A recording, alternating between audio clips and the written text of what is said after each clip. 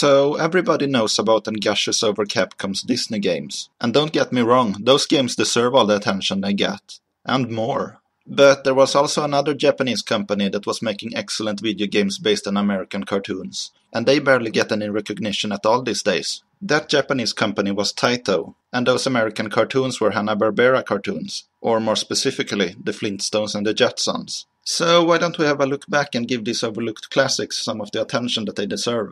First up is Flintstones, the rescue of Dino and Hoppy for the good old NES. In this game, a mad scientist from the future has kidnapped the Flintstones and the Rebels' pets. So Fred has to find the scattered pieces of the Great Gazoo's time machine in order to get to the future and rescue them.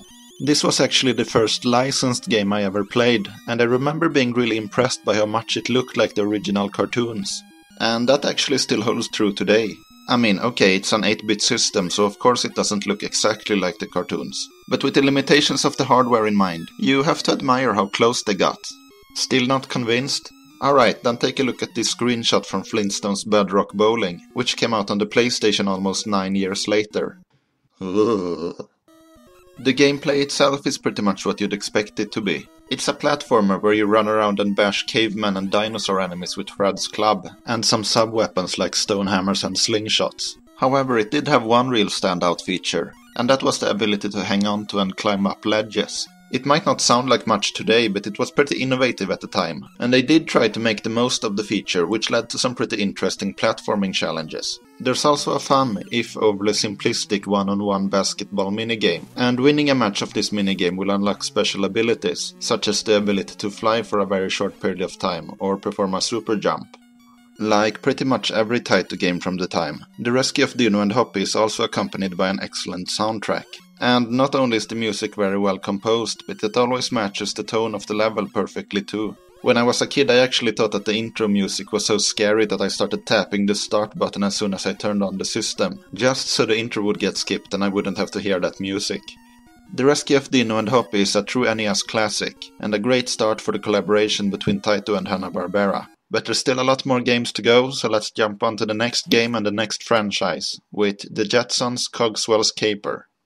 Just like the Flintstones, this game is a platformer, but the gameplay mechanics are very different. It takes more than a little bit of inspiration from Capcom's Chip and Dale Rescue Rangers games. In fact, your main method of attack is picking up and throwing boxes, which should sound very familiar if you have ever played Rescue Rangers. They do make very good use of it though, so I'm not going to fault Taito for it. And another thing that they make very good use of is the Jetsons license. You of course get appearances from a bunch of characters from the show, including the Jetsons family and the titular antagonist Mr. Cogswell. But the thing about the license that they really made the best use of is the setting. Even though I loved what they did with the Flintstones license, the sci-fi world of the Jetsons allowed for a much bigger variety in gameplay and level design, and Taito took full advantage of that. There's tons of interactive and moving parts in the environment, and you can even get the ability to reverse gravity to walk on the ceilings. But even though it makes better use of the setting, I don't think it captures the look of the show quite as well as the Flintstones did. Although that should be taken more as praise of that game rather than criticism of this game.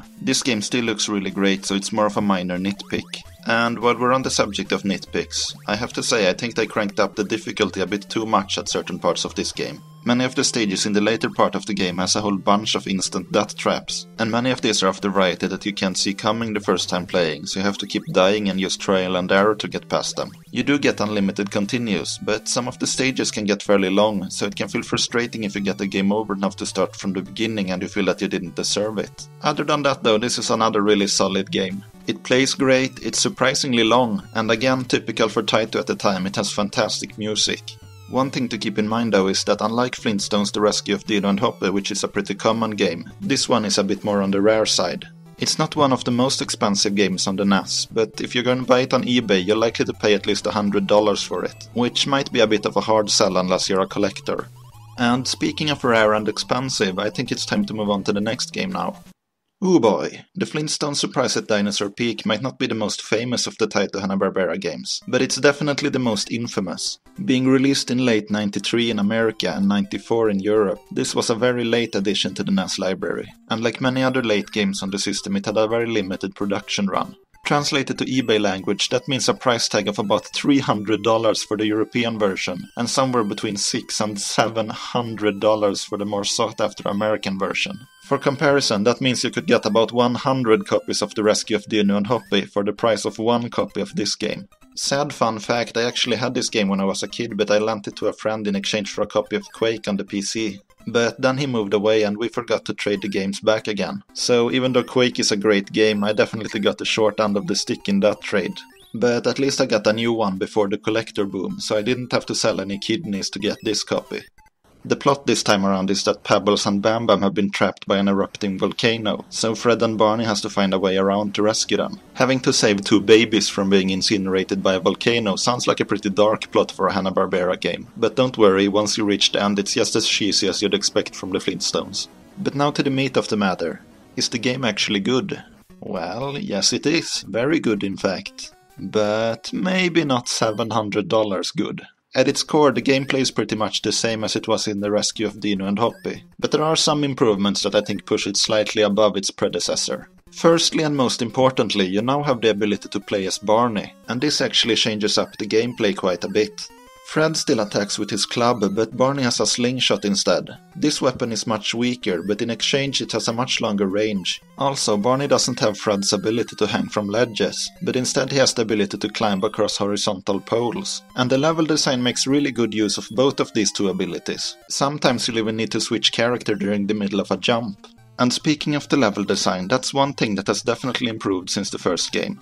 Not that it was bad in the original by any means, but it does feel more well thought out this time around. It's also a bit easier, well that is until you reach the final level. I'm not exaggerating when I'm saying that the final part of the final level in this game is on par if not even worse than the Turbo Tunnel in Battletoads. But still, like I said, I did enjoy it a bit more than the original.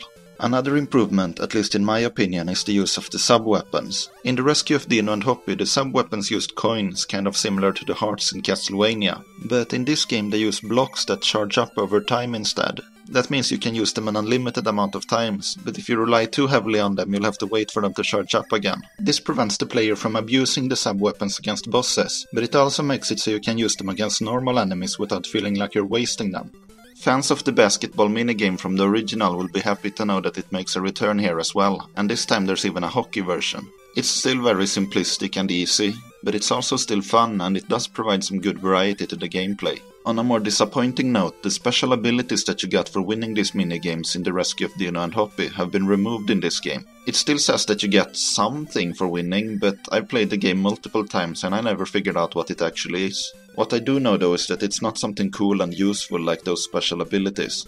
But other than that, this is definitely another winner. I'd even go so far as to say that this is my favorite of the three NES games. I'm not gonna lie though, that price tag does provide a pretty steep barrier of entry. And since Taito haven't held the license in quite a while, I wouldn't hold out much hope for a virtual console release either. The game still absolutely deserves to be played though, so I don't think you should feel bad if you have to resort to other means to play it. Now let's move on to another Flintstones game that is much less bank-breaking and much more portable. This is King Rock Treasure Island for the Game Boy. This game came out pretty soon after the release of Rescue of Dino and Hoppy, and at first glance it looks very similar to the NES games. And you know, that's good, since as we've established, the NES games looked awesome. However, while they look similar, the gameplay is actually very different in this game. First off, your standard weapon is no longer the club. Instead, you have an unlimited supply of throwing hammers. Also, you no longer have the ability to hang from ledges, but instead your throwing hammers can stun enemies, and then you can use their petrified bodies as makeshift platforms. These mechanics work very well with the small Game Boy screen, and the level design makes good use of them as well. So again, thumbs up to Taito. This game doesn't have the sports minigames from the NES versions, but instead you get some auto-scrolling levels where you control the Flintstones car. These levels are fun, if slightly cheap, since you can easily get killed by obstacles you didn't see coming. After a couple of tries they shouldn't be much trouble though. The sub-weapons have been completely removed this time. Instead you get the ability to ride on the Flintstones' pet dinosaur Dino. While doing this you can jump higher and your stone axes get a longer reach. But if you get hit just once, Dino will disappear. It's a fun power-up for sure, especially for fans of the Flintstones. But compared to how good the rest of the game looks, I always thought that the sprite looked pretty awkward. Maybe it's just my personal preference, but I always thought it looked like the sprite was trapped in a big cube. It's just a bit weird. Other than that though, there's not much to complain about with the presentation. The rest of the graphics are still top of the line by Game Boy standards, and the music again lives up to the expectations of a 90s Taito game. Well, okay, maybe the graphics doesn't capture the look of the cartoon quite as well as the NES games did, but it's on the Game Boy, so I think we can forgive it for that. In fact, I think you could forgive this game for just about anything once you have heard the Game Boy rendition of the classic Yabba Dabba Doo catchphrase. Just try listening to that without a giant smile on your face. It's not possible. King Rock Treasure Island is a pretty short game, clocking in at around half an hour, but for a Game Boy platformer from this time that's pretty standard. And it is very fun while it lasts, plus that it's super cheap and easy to find. It might not quite be on par with the NES games, but it's still more than deserving of a place in your Game Boy collection. But of course the Flintstones were not alone on the Game Boy. Their future counterparts also got a chance at a portable adventure, with the Jetsons Robot Panic. Now, first off, just like the Flintstones Game Boy outing, this game is really short. In fact, it's even shorter than the Flintstones. However, the way the game is set up is actually quite interesting. Instead of just playing as George Jetson for the entire game like in the NES version, you actually get to control all of the human members of the Jetsons family this time. All of the characters still have the box throwing skills that they learned from Disney's Chipmunks. But the interesting thing with this game is the special abilities. You first get to play one stage each as Jane, Judy and Elroy, and each of them has one special ability. Elroy has a JoJo that lets him attack enemies quickly, Judy gets gravity boots that let her walk on ceilings and on spikes, and finally Jane gets a jetpack that lets her fly for a limited amount of time. After beating these 3 levels, the family hands over all their items to George. Then you get to play the final 2 levels with all the special abilities. Teaching you the abilities one at a time and then letting you use them all together once you master them is a popular game design technique today, so it's commendable that Taito was using it all the way back in 1992. Sadly though, it's not all sunshine and rainbows. The gameplay itself is solid, but the level design leaves a lot to be desired. While all the previous games I talked about had really well thought out and memorable levels, here it feels like they just threw together a bunch of platforms into a rough approximation of a level. And aside from a couple of background elements, there's almost nothing to distinguish one level from the next. But worst of all is that it's one of those games that concentrate more on killing off the player to prolong its game time than it does on actually being fun. Enemies and obstacles are placed in extremely cheap ways to maximize your chances of taking damage, and even though you have a big health bar, you're still going to get killed a lot by things you didn't see coming. The worst offender by far is a part in the final level where you open a normal door and just instantly fall into a pit and die. You only get something like a quarter of a second to react and activate your jetpack. And even worse, if you die, the game will just go right ahead and spawn you directly over the pit again. That's the kind of thing you expect to see from something like I Wanna Be the Guy, but not from a freaking Jetsons game. And then to add insult to injury, when you get through all that and reach the final, and I should also mention, only boss in the game, it's ridiculously easy and I beat it on my first try without even taking damage. Robot Panic is not a terrible game, but it's far from a great game either. If you happen to come across it for cheap, it might be worth a look, but I can't give it a glowing recommendation like the other games. But now I think it's about time for the one and only Sega game to come out of this collaboration. This is The Flintstones, no subtitle necessary, for the Sega Mega Drive, aka Genesis. So the question is, did Sega do what Nintendo didn't? Well, no, not really, but that's not necessarily a bad thing. Yes, this game plays pretty much exactly like the 2 NES games, only this time it's in 16-bit.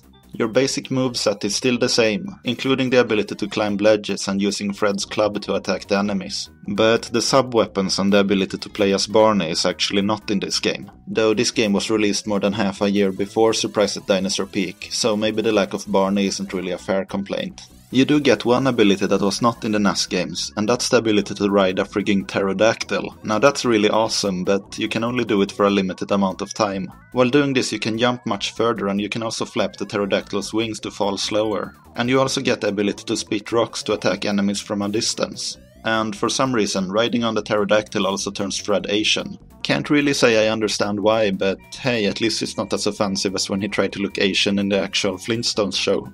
Yeah, moving on. The level designs are once again really good, maybe not quite on par with the NES games, but close enough. It does have a couple of really cheap parts in the last couple of levels, but unlike the Jetsons on Game Boy, it's not enough to ruin the experience. Also, the slight disadvantage in the level design is somewhat offset by the fact that this game has, at least what I'd consider, the best boss battles of all the Flintstones games. They just feel a bit more fun and creative. And of course the big colorful 16-bit sprites don't hurt either. And speaking of which, being on a new and more powerful system, of course the graphics have received a facelift. All the sprites look fantastic and the backgrounds are colorful and detailed. In fact, they might actually look a bit too good. If you look at how simple the backgrounds were in the original Flintstones cartoons, you could make a convincing argument that the game actually looks better than the cartoons. Don't take that as a serious criticism though, just an observation. And don't worry, the music still lives up to the same old quality standard as well. The Mega Drive sound chip can be very hit or miss. If the developers don't know exactly what they're doing, it will sound like a choir of .matrix printers having a seizure. But in the right hands, it can also produce some of the most amazing chiptunes imaginable. And Taito is nothing if not the right hands when it comes to music. The music from level 2 in this game I'd even consider one of my favorite tracks from the entire Mega Drive library. So overall, the Flintstones on Mega Drive is another really great game. It's a shame that the Game Gear and the Master System never got its own Flintstones Taito game. There was a Flintstones game on the Master System that was not made by Taito, but the less said about that one, the better. I guess this was one case where Nintendo are what Sega aren't. Doesn't have quite the same ring to it, does it? But it is true, Nintendo fans are the ones who got the most out of this collaboration. And if that was not already clear, then it was definitely made clear with the next game. Here we go, the Flintstones The Treasure of Sierra Madrock for the Super Nintendo. I'm just gonna say it right now, this is my favorite of all of these games. And I really do love most of the other ones, so that's not a statement to be taken lightly. In this game, Fred and Barney are out to find a legendary treasure, in order for Fred to be crowned the new Grand Poobah of the Water Buffalo Order. So yes, that means that once again Barney is playable. But better yet, for the first time the game also supports 2 players. It's not 2 players simultaneous, but it's still a great addition. Though I should mention that Fred and Barney don't have different weapons and abilities this time like they did in Surprise at Dinosaur Peak. They both attack with clubs and they both have the same moveset. That is one of the few things that's a little bit disappointing about the game. But for the purpose of the multiplayer, it's probably for the best that no player has any distinct advantages or disadvantages. Still, it's a minor annoyance, but by no means enough to drag down the excellent gameplay. And speaking of the gameplay, the platforming gameplay is still largely the same as it was in the other Flintstones games, but there are a couple of major differences. Firstly, you can no longer climb up ledges, but instead you have the ability to climb on trees and rock pillars and other similar objects. You also have the new ability to flap your arms while you are falling. In addition to looking pretty funny, this allows you to slow down your descent, kind of similar to the raccoon tail in the Mario series. But one of the more interesting things about this game is the stuff that goes on outside of the actual platforming levels. Instead of a standard world map, each world in this game is set up like a board game. Fred and Barney take turns to roll a die and then move the number of spaces that the die shows. Most of these spaces contain platforming levels or boss battles, but there's also some that contain shops that let you buy power-ups, or arcades that let you play minigames to win prizes. Also, the paths on the board often fork out in different directions, so there's a good chance that you won't see all the levels in one playthrough, which of course is good for the replay value. Anyway, the goal of each board is to find a member of the Water Buffalo Order who has a piece of the treasure map. This is easier said than done since they also have a die, so they will move around from time to time. And if that wasn't enough, you're also being chased by Betty and Wilma who wants to drag you back home. And if either of them catch their respective spouse, they will drag him away to a random point on the game board. And it's usually not to a more convenient spot. However, if you do manage to catch up with the Water Buffalo Order member, you'll be taken to an arena where you have to race him in a Mario Kart style Mode 7 minigame. And if you win this, you unlock the path over to the next board. The fun platforming of the previous Flintstones games, mixed up with this almost Mario Party-like setup, is the main reason I consider this the best game of the bunch. But of course the excellent presentation doesn't hurt either. The graphics are very similar to the Mega Drive game, but they seem to be even more colorful and well animated this time. Again, you could even make the argument that they look better than the cartoon itself. The one graphical disadvantage this game has over the Mega Drive version is that not every level looks unique. But since there are literally dozens of more levels in this game, I think that can be forgiven. However, it probably doesn't come as a surprise when I say that the real show stealer of the presentation is the music. The soundtrack here is just amazing. And I'm sorry Bonus Room Blitz from Donkey Kong Country, but this game has hands down the catchiest bonus game music ever. I mean, just listen to this and then try to get it out of your head.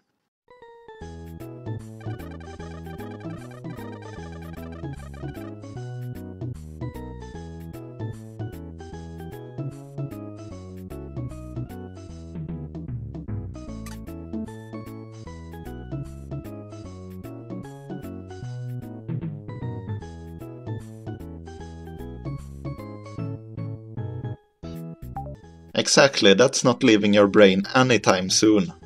I just can't say enough good things about this game. If you still play on your Super Nintendo, you absolutely need to have this. Also, if you happen to have a Let's Play channel, I'd like to give this game a strong recommendation there as well. It's challenging enough to be fun, but still easy enough so you can talk over it while playing. Plus, you know, the multiplayer support doesn't hurt either. Sadly though, all good things must come to an end, and now it's time for the final game of the Taito Hanna-Barbera collaboration. This is the Jetsons Invasion of the Planet Pirates, once again for the Super Nintendo. In this game, Earth is about to be invaded by a fleet of space pirates, so a superhero who has been fighting the pirates recruits George to help him. Because, you know, if you need help to stop an invasion, of course you go to the guy who thinks pushing a button 2 times a day is back-breaking labor. Also, the superhero's name is Captain Zoom. That's pretty cheesy no matter where you live, but if you're Swedish and old enough to remember this thing, it's downright hilarious. Now, if we jump over to the gameplay, this is probably the most unique of all of these games. Your weapon, or maybe I should say tool in this game, is some sort of futuristic vacuum cleaner. And most of the gameplay is built around this thing. You can use it to suck up blocks or enemies and then throw them away as projectiles, or you can use it to suck in items and power-ups. But most interestingly, you can use it to stick yourself to walls and even ceilings. This opens up some really interesting concepts for the level design, which thankfully the game takes full advantage of. If I had to make one small complaint, it would be that maybe the controls are not quite as intuitive as they could have been. Now, I'm not saying that the game controls badly, but it will take some time to get used to. Other than that, there's not really much to complain about in the gameplay. It can still be pretty difficult at times, but it doesn't feel unfair like the Game Boy game. And when it comes to the visuals, I'd say they're pretty good. It's colorful and creative, but it still doesn't capture the look of the show quite as good as the Flintstones games did. If anything, it actually reminds me a lot of 90s Sega games, like Sonic the Hedgehog and Ristar for instance. Now, it doesn't look quite as good as those games, but I feel like it has a very similar style to it. And you know, that's not a bad thing.